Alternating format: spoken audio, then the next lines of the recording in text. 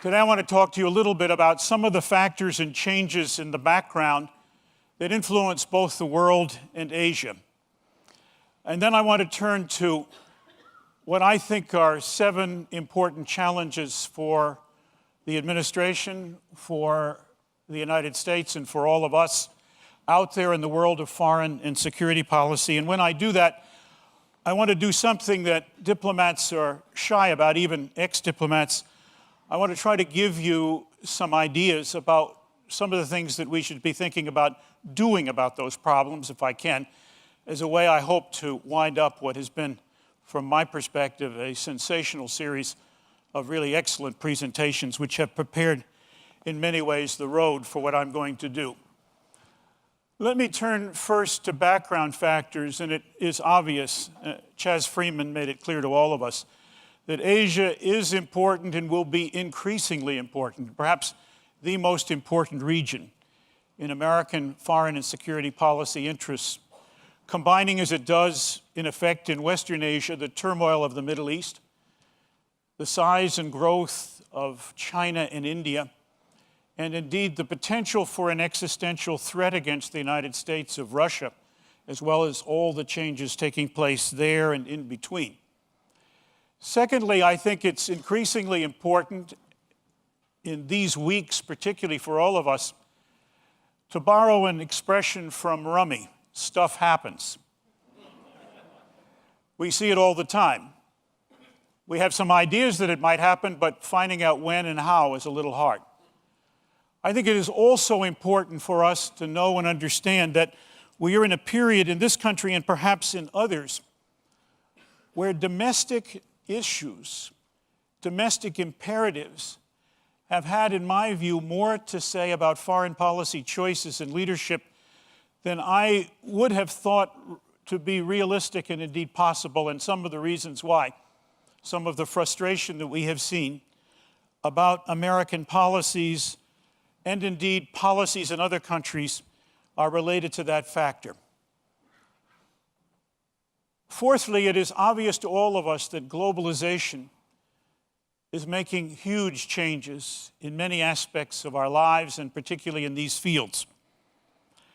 In some ways, globalization can both connect us and collect us about ideas, happenings, and what's going on. One only has to know and understand the multiplier effect of indeed how and in what way events in Egypt and now in Bahrain and in Libya and other places are putting us in the middle of changes that are extremely important, about which we are collectively all thinking, and which provide serious challenges.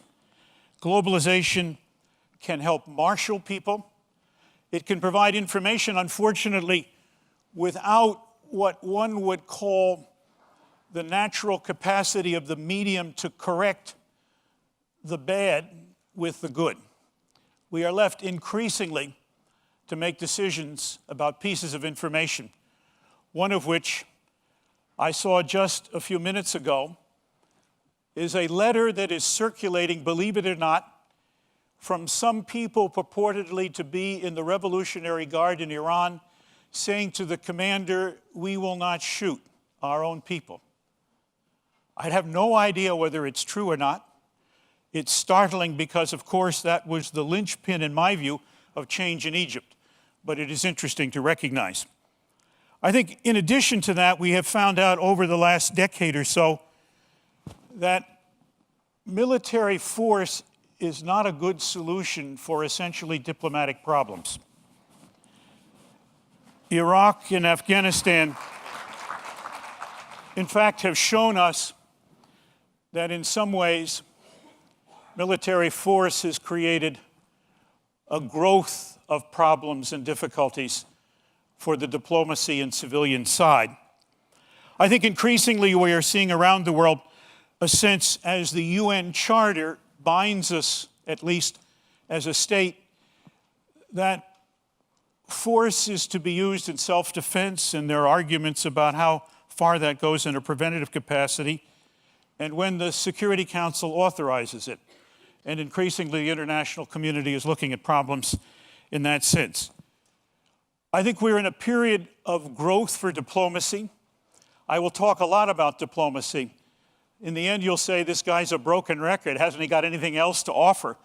But in a sense, I grew up in it. I have seen the effectiveness of negotiated solutions. And I think too little we have turned to that as a way of dealing with our problems. And that our world leadership depends heavily on our capacity to persuade, to cooperate, and indeed to innovate in the world of ideas in problem solving.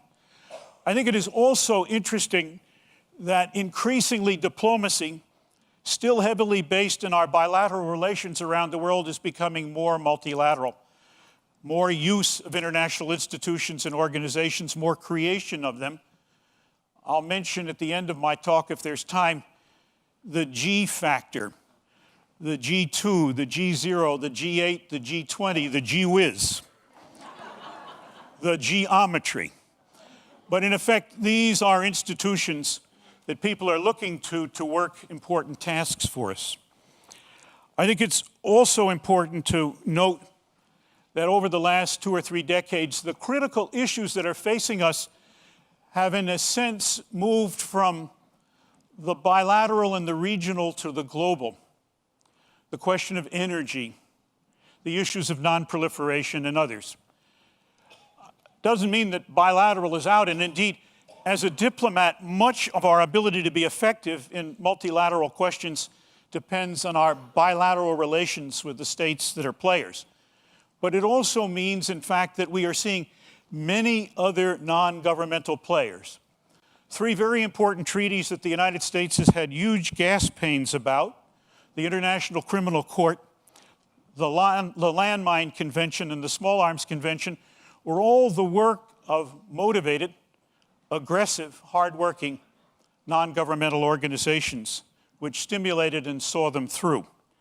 We missed the boat. We should have been there earlier. I think finally, it's interesting as we think strategically about these questions that we begin to move ourselves out of the old traditional stovepipe definitions of the issues. You saw a wonderful chart here at the end. I think it was Banning's, or maybe it was David's presentation yesterday, that hugely busy chart of boxes and arrows. But it shows that there are interrelationships that are important. And one only knows from Joanna's excellent presentation that energy and climate change and the environment are all so closely linked that we cannot think strategically about them individually without problems. And indeed, thinking about them strategically as a basket of issues, or indeed as a collection of issues that needs to be looked at in our strategy, gives us 2 opportunities or 2 advantages. One is we can help avoid the old, incessant bugbear of unanticipated consequences. And we can, particularly as diplomats, begin to think about how synergies and trade-offs between issues can be more effective in moving us to solutions. Against that backdrop, let me now talk about the 7 problems or challenges and try to offer you, as I go ahead through them, some thoughts and ideas, none of which I would claim are real rocket science, but which might help us nudge forward a solution of those problems.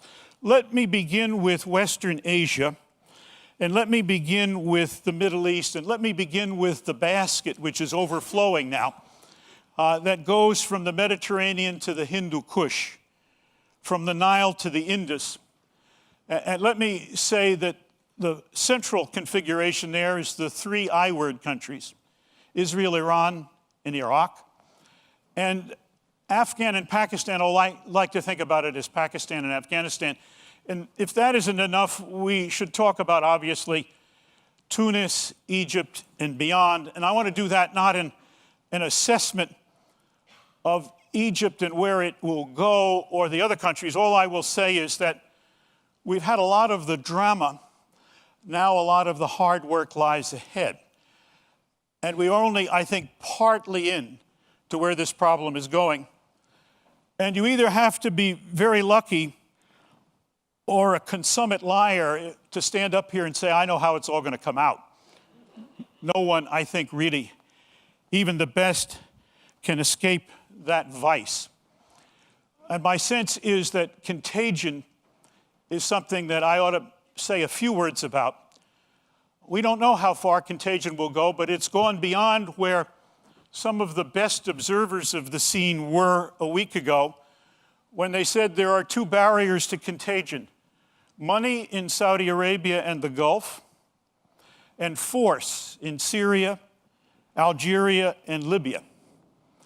We've seen in Bahrain the beginnings of breakdown, and we've seen certainly in Libya what appears to be a strange phenomenon of the great leader really undergoing criticism in an enthusiastic and vociferous way. I don't know where that's going to end, but it is fascinating. In between these two pieces of confidence that have now begun to break up were countries like Jordan and Yemen and perhaps Sudan and Lebanon, who have other problems. I don't know where they will come, but the effort in Jordan is certainly to surf ahead of the wave if they possibly can. They have some capacity to do it, but they have serious problems. Not Sunni Shia, but Palestinian East Banker that'll have to be contended with. I would then turn quickly to the Arab-Israeli question, on which many of us have spent lifetimes. And I would say, point number one, we're stuck. There is no real motion. I joined Chaz in believing that it was foolish in the extreme to veto a resolution incorporating in almost direct quotes from American policy papers our own policy on settlements.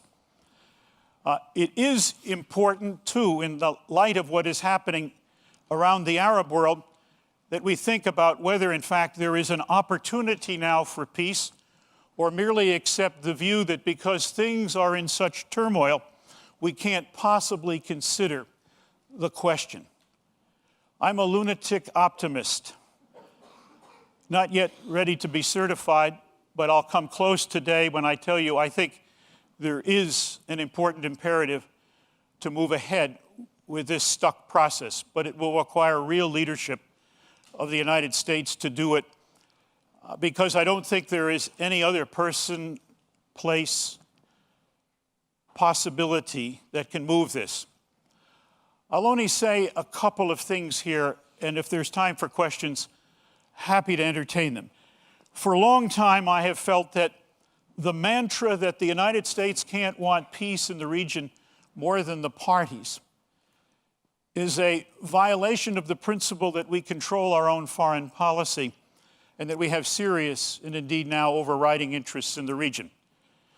The second is we know that neither party, for all kinds of reasons, is anywhere close to being able to propose a deal.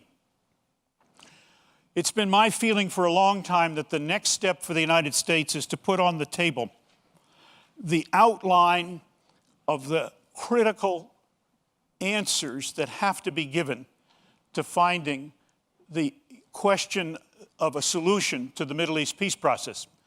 There was a fascinating article a week ago in the Sunday New York Times magazine that detailed how closely former Prime Minister Olmert and Abu Mazen, Mahmoud Abbas, the Palestinian president, came to a deal. It was startling because many of us who watched from the outside had some idea, but no details. It is, I think, extremely important for the United States to pick up on that piece. I also think it's extremely important not only to drop, as we had, the overt opposition to the idea that Hamas and al-Fatah, the Palestinian Authority, can come back together again. But I think if we are not able to do so directly, we need to quietly encourage friends to see if that particular rift can be brought closer together. There's no peace, indeed, in the region without some kind of a unified Palestinian approach. And indeed, we have to deal with our friend Mr. Netanyahu, who lives in a divided coalition, whose primary imperative at the moment is to stay alive as Prime Minister of Israel, not a bad thought, on the other hand, whose opportunities to be a truly historic figure in his own country and the region should, in my view, with the persuasion and help of the United States, beckon him further. Let me go to Iraq. I'm going to take you rapidly by jet through all of these places and ideas. I think in Iraq we're doing well, but it's a little bit like the famous story of the guy who jumped off the Empire State Building and going past floor 26, everything was truly splendid. I'm worried that there are 4 pieces of serious unfinished business that involve both the United States and the Iraqis, but even more importantly, the region and beyond. They are very simply, how can we do the best job in preserving the future of Iraq in majority rule, but respect in full for minority rights?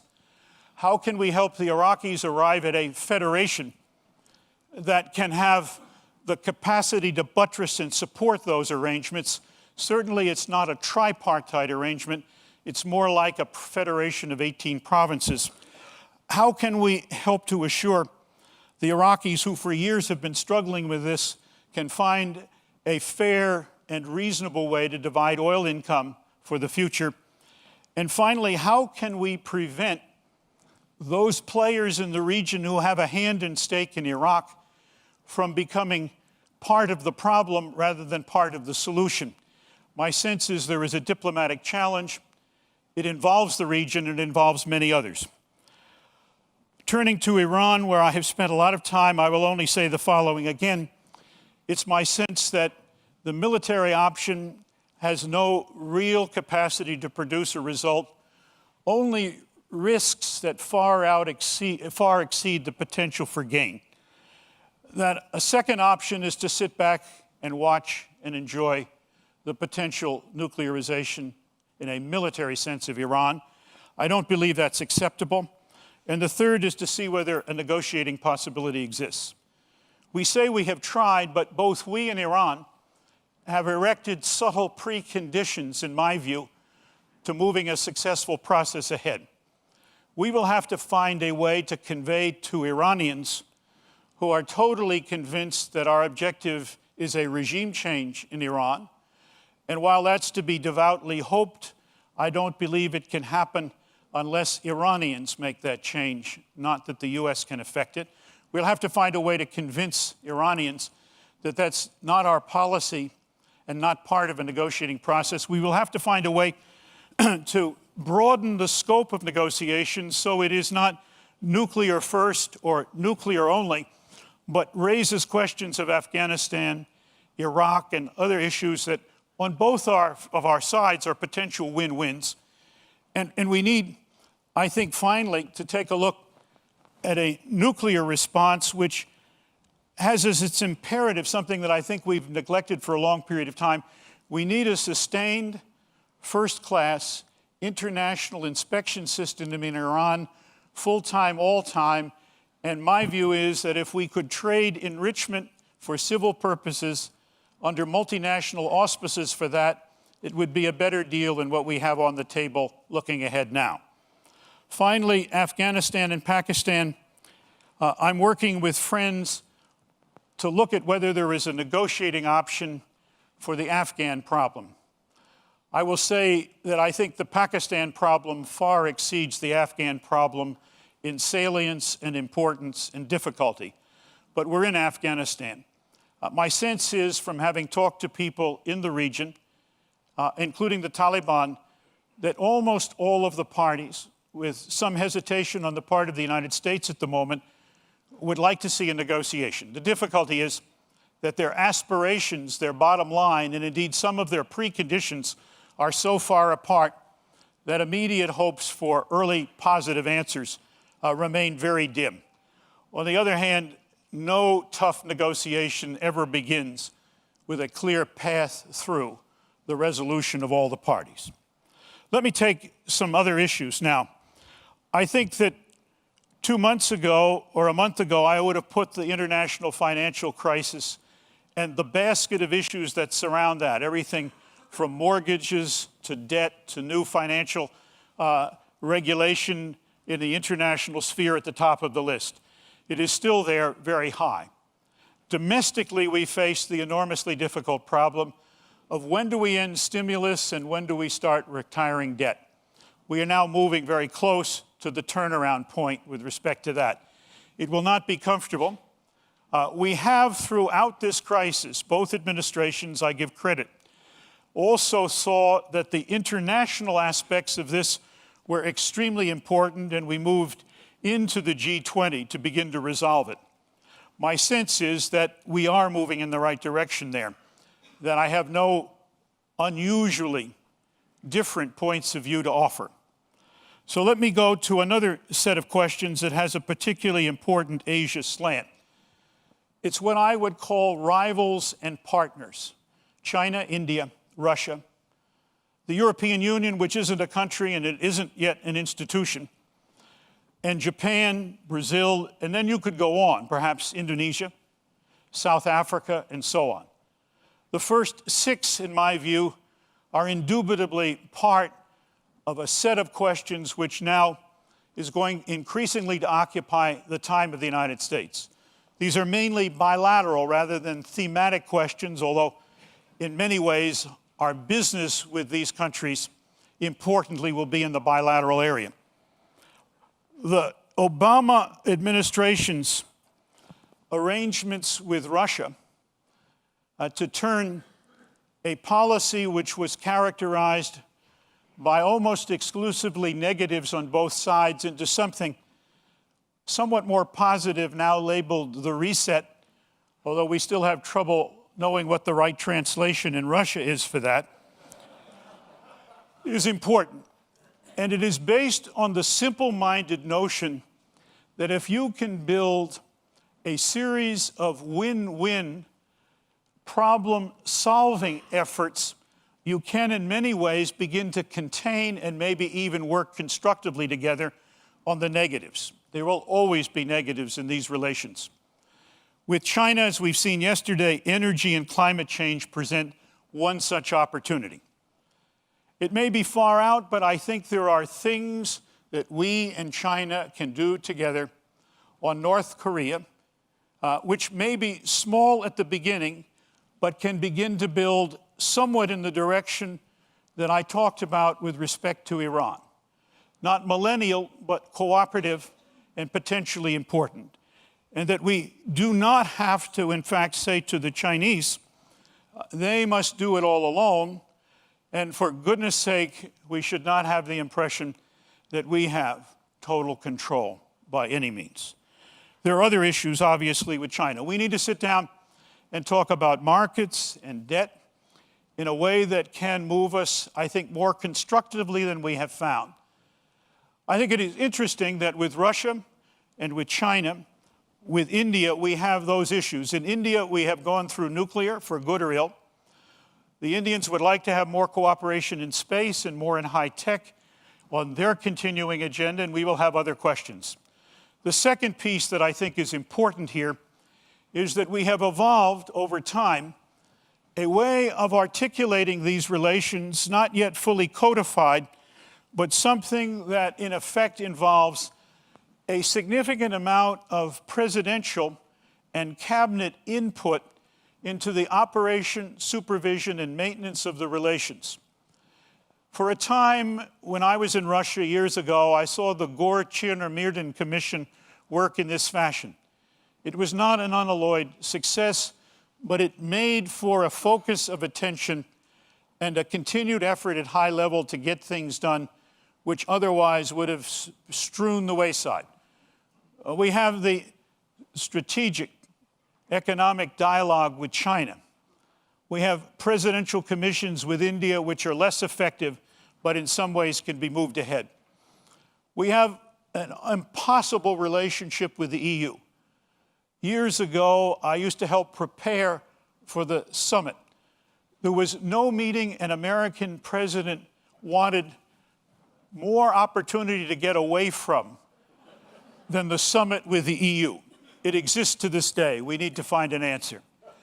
But We can, I think, using these two approaches, which doesn't mean that we are seeking, as the Soviets used to believe when we were in moments of high enthusiasm, that we and they would control the world. We need to find ways to build cooperation across the whole stretch of issues. There are three other questions that I want to treat quickly, but in a little bit of detail, and certainly they all have a serious Asia focus. The next one I would put on the list would be non-proliferation, disarmament, arms control, maybe even moving in a millennial way to zero nuclear weapons, and the associated issues that are tied up with that, including, in my view, terrorism, which isn't the only place where we need to work together, and it isn't the only basket into which it falls where it can have influence, but it is significant. Here, I think that on our side, we have not done well yet in dealing with this question beyond the New START agreement with Russia. We will face with Russia a growing interest in whether there can be global ballistic missile defense cooperation in which they will play a part. It's for them a test case of the relationship. I'm happy to see the administration moving well. We have a lot of treaties that need to be ratified. One of those is the Comprehensive Test Ban Treaty. We need to find a way, after years of Pakistani blockage, to move the talks in Geneva to put a treaty around the fact that the 5 declared nuclear powers don't make fissile material for use in weapons programs into a verifiable objective. We need to look at a fuel bank so that, in fact, we can begin to deal with some of the countries who would otherwise move into sensitive technologies, making fuel, but which technologies, as you all know, can be quickly escalated to making material for weapons. We need to find, obviously, new ways to move a next step down with the Russians. Many look at 1,000 weapons on a side as an important next step, and we need to do something about the 5,000 plus reserve weapons that each side has in its arsenals. The next question that I would put up on the list is a very complex, very difficult and challenging one, not new in any way at all, but I would denominate the basket this way: poverty, growth, development, food, water, health, crime, narcotics, migration, trade, terrorism, failed states. Big enough for you? They all have a relationship. We need to think about them strategically.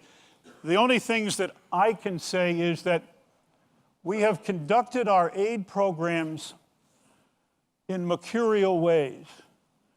We have shifted every 10 years from one new silver bullet answer to the problem of development to another.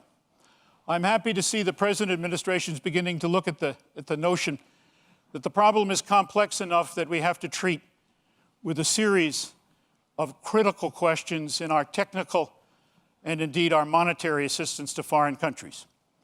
The Millennium Challenge account proposes an interesting dynamic in the sense that it rewards countries who have shown themselves a willingness to fix direction for the future and conduct themselves in ways that meet reasonable standards with respect to corruption and governance. But what happens to all of the people in all of the countries whose governments fail the test? We have a new challenge here.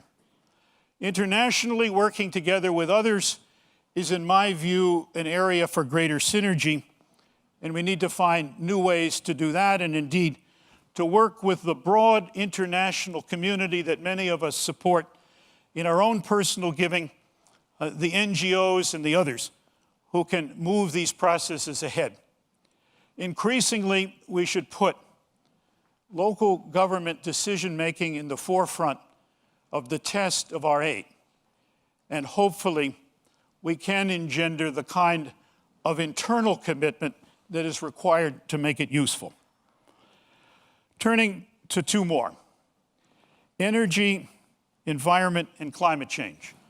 Happily, you are well prepared, and happily, I think you would join me in believing that this is an area where China and the United States, I believe India and the United States, Russia and the United States can make real contributions.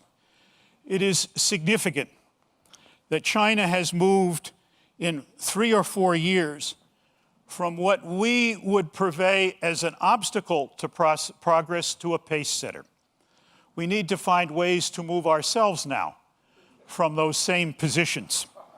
We have obviously huge challenges. We are moving in the fossil fuel area increasingly to gas. We are a blessed country, and 4 years ago, we were looking at, in fact, the dates when we would run so low on non-coal fossil energy that we would be even more in the thrall of the providers. Shale gas is hopefully going to change that, but we haven't yet solved all the economic problems. But it's an important change for us, and we need to take advantage of it, not just in the energy area, but in our ability, I think, to be more forthcoming in dealing with reducing carbon emissions for climate change. I would say that this challenge is as big and as important as any other, but it is increasingly, in my view, presenting a kind of win-win possibility with major countries around the world, and when we all move, we are going to be in a stronger position, in fact, to move the rest of the world in that direction. No longer do I hear in Washington or indeed elsewhere that it's impossible to do this without destroying our industrial economy. And no longer do I hear that technology can't be put increasingly to work, and indeed China has heeded that admonition much more rapidly than we do. And there is going to be, as we all know, a huge area out there for those who make better turbines and better solar collectors and so on. Finally, and I'll do this briefly, my 7th challenge for the United States is itself. We have met the enemy, and they are us. There are many ways, of course, to dissect this, but let me do this as an ex-bureaucrat, not as a politician. There are 2 or 3 things that we need to do. We have a national security system that was put together in the late 40s that has been modified and changed since, but which, in my view, has not yet taken advantage of the notion that we need a stronger commitment to whole of government. Just as our military friends, in fact, put the services together in that figmental virtual purple suit, we too need to find a way to take the purple suits and the gray suits and find more ways to connect and use them. Some of that will be through task forces. Some of that will be for better educated, more capable leaders, and some of that will be for innovative ways to fund whole of government activities, because if there is anything that breeds turfism in his Washington, it's not on my budget you're going to do that. So we have to find new ways to deal with that problem. I think finally and secondly, we need to find ways to think more clearly about international institutions. One G20 is not capable of solving all problems. And indeed, for anyone who knows that any organization over a dozen is unwieldy, the G20, which now has, 27 members and growing, will become a problem. Similarly with the United Nations Security Council. We need to be able to move across, as I said, through variable geometry, a series of activities. There's no reason why the old G7, at least for the time being, is not a very adequate mechanism for dealing with financial problems as we go ahead. But creativity and innovation will be needed in those issues. In conclusion, it's a messy world. Asia is extremely important. You've done a great service to us all by having a new focus here in Camden on those sets of problems. There are ideas for moving ahead. Not all of them will be rapidly accepted, but we are not bereft of a capacity to lead. In leading, we must mobilize our resources, but understand our limitations. We have much more to do to persuade, convince, and bring along than we have to give diktats, to control, to force as ways to move us along. We are great because we had principles. We need to go back to those principles. All the rest is easy. Thank you.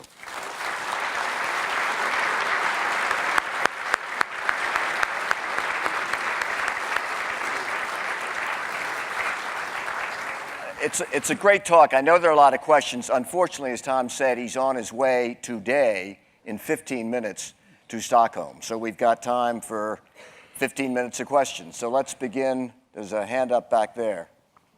Mr. Ambassador, you mentioned that you favored the U.S. sketching out the general lines of a final solution to the Israeli-Palestinian problem. Do you have any sense of whether this is actually going to be proposed by the Obama administration, or is this just a hope in your eyes? Yeah, the final solution is not the right word.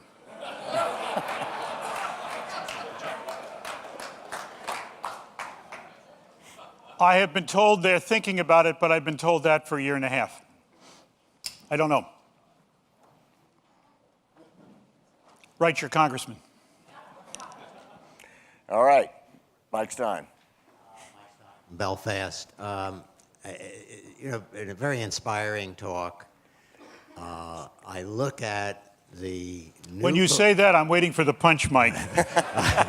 I look at the new Congress that has occurred of people who are isolationists, who will cut the diplomatic service, certainly, in little pieces, who will cut all our foreign aid out. Do you really have hope that we can survive this? I mean, the good news is that there isn't enough money in the diplomatic service to save anything.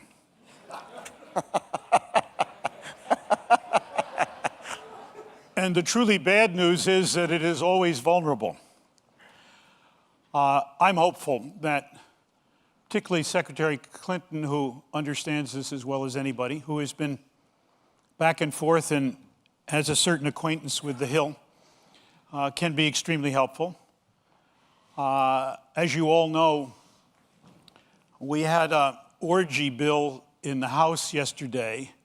I haven't any idea what it cut, but I can't imagine there are too many foreign trees standing in the forest right now.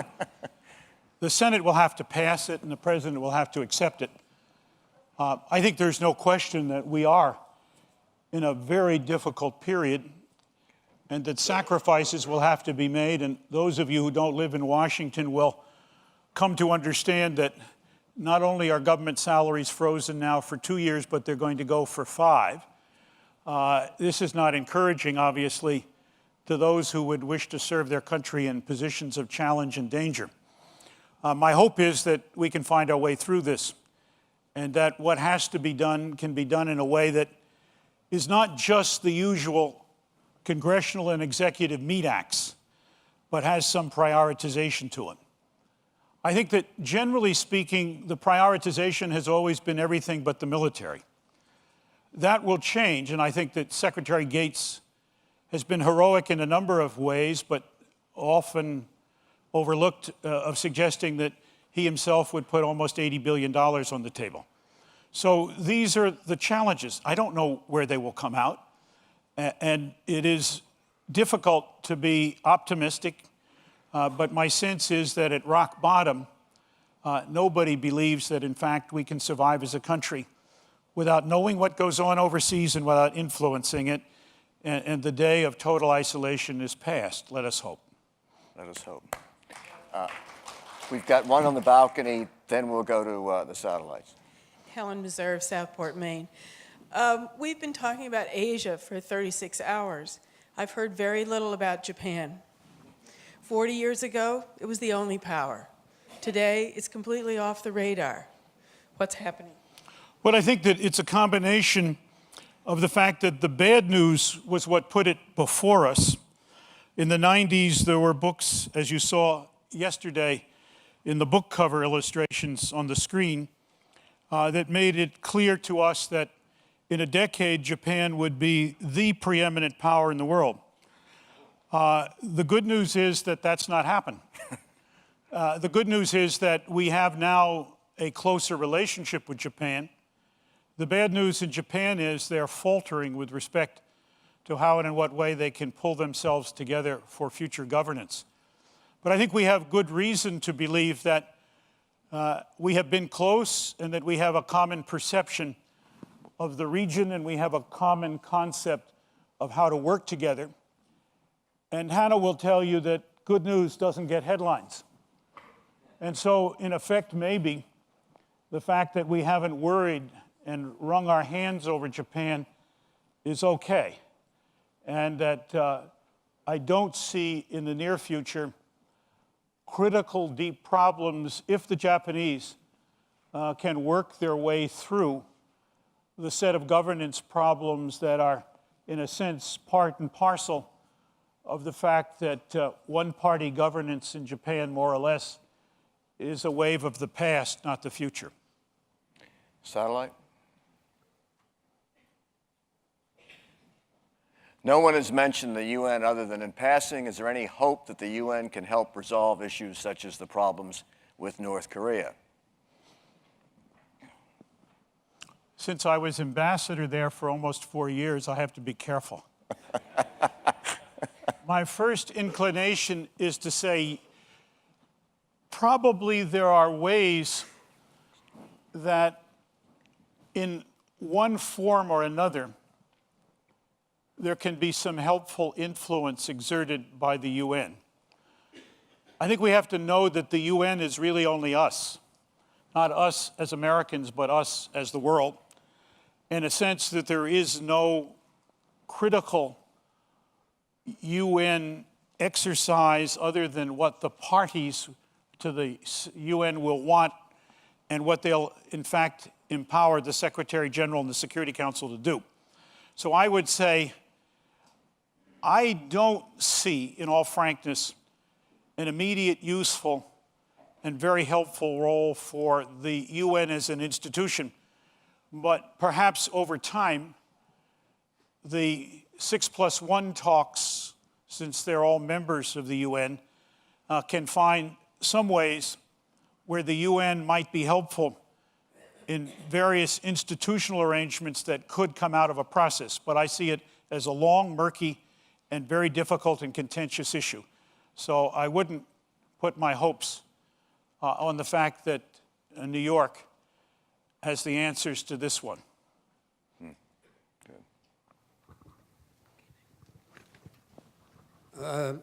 I also have a question about the United Nations, which is, I think, the second notice of this important body.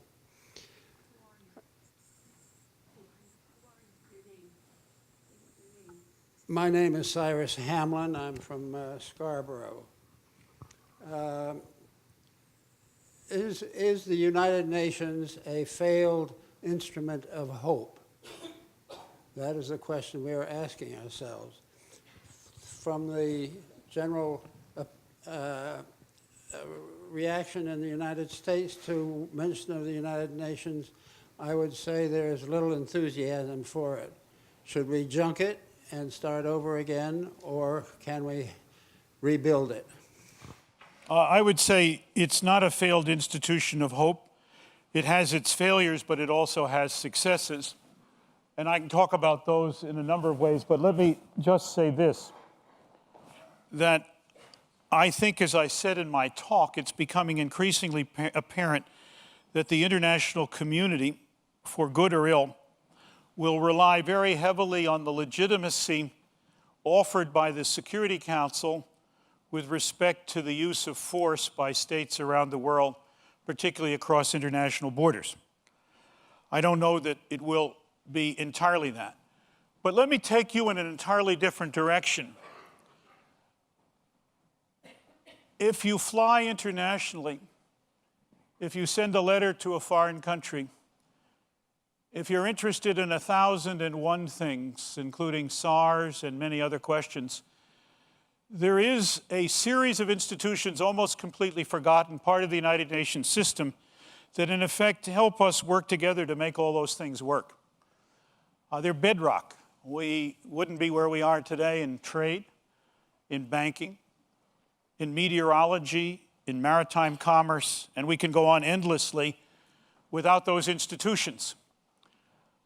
There is, in my view, no consensus today that would allow us to recreate a better United Nations honus bonus than we currently have, and there is a consensus which will take time to mobilize to allow us to improve what we've got. And my feeling is we should stick with what we got, recognize that it's not perfect, and the major reason it's not perfect is the member states don't agree all the time, and that we should seek to try to move it, and that historically, and I think today, the United States would consider the United Nations an asset to us as a country, to our foreign policy and diplomacy, and despite the fact that we have now begun to try to get used to the fact we don't get everything we want all the time. Okay, Chuck, and then if we have time for one more, this may be the last, we'll see. My name's Alex Kronheim, and this is also following up on the UN theme.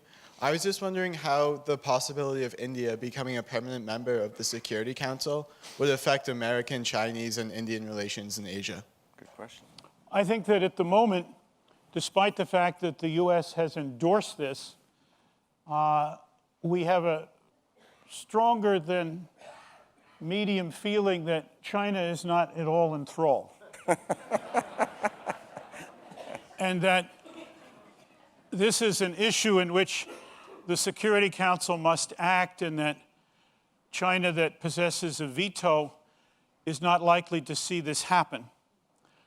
I think that with respect to Security Council enlargement, over time, I think it will make sense to think about this and try to move it. The first question I have is, of course, when is the European Union going to have a common foreign policy, and then can they have a common representative? And you tell me how easy it will be to convince France and Britain to resign in favor of a nameless purple-suited European. But I think the other issues are size. I've worked in the Security Council.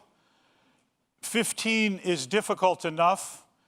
We have said over the years we could live with 22 or 24. But we have seen the Economic and Social Council of the United Nations degenerate into fecklessness and uselessness. And those in New York who hear those words hopefully will not hear them, will certainly attack me for them, but I believe they're true because it became oversized, overcumbersome, and unworkable. And the last thing we need is a Security Council that by tradition is unworkable rather than by decision. All right, last question. We've got time for one more from the balcony. Okay, I'm Mackenzie Rockland from the University of Maine, and as we try to move from an obstacle to a pace setter in climate change and try to have an effective foreign policy in terms of funding it, what role does the media play in educating the public and having public support for it? And I'm thinking of defunding NPR and, you know, all the problems with the media. And is that an important or powerful piece towards solving the challenges you mentioned? Yes, it's a very important piece. Yes, the public has an enormously important role to play. Yes, the world of non-governmental organizations can be extremely valuable and effective here. Yes, it is an issue where both the domestic imperatives and the foreign imperatives need to be aligned a little better than they are now, and all of us can help to do that. I would say one other thing. I was struck by the fact that over the years we have, in civil rights, with respect to the Vietnam War and other occasions, found that the manifestation of public intent through demonstration and presence in peaceful ways has been enormously strong. If we had a bet on the 1st of January this year that it would work in Egypt, I don't think there'd be any takers. I'm, interestingly enough, also interested in other questions, whether it is climate change or whether it is Palestinians and Israelis, because I think if Palestinians have a lesson to learn from Egypt, it is Mahatma Gandhi. And if, in fact, they know that lesson, there are plenty of people in Israel who would join him. Interesting. Don't know whether it will ever happen. There are cultural barriers in the thinking to not making that happen. But I think these are important things to think about. And obviously, at bedrock, you all have some interest and some persuasive capacity and some role in making this happen, and don't underestimate it. Thank you all very much. Great. Well, thanks. Safe trip.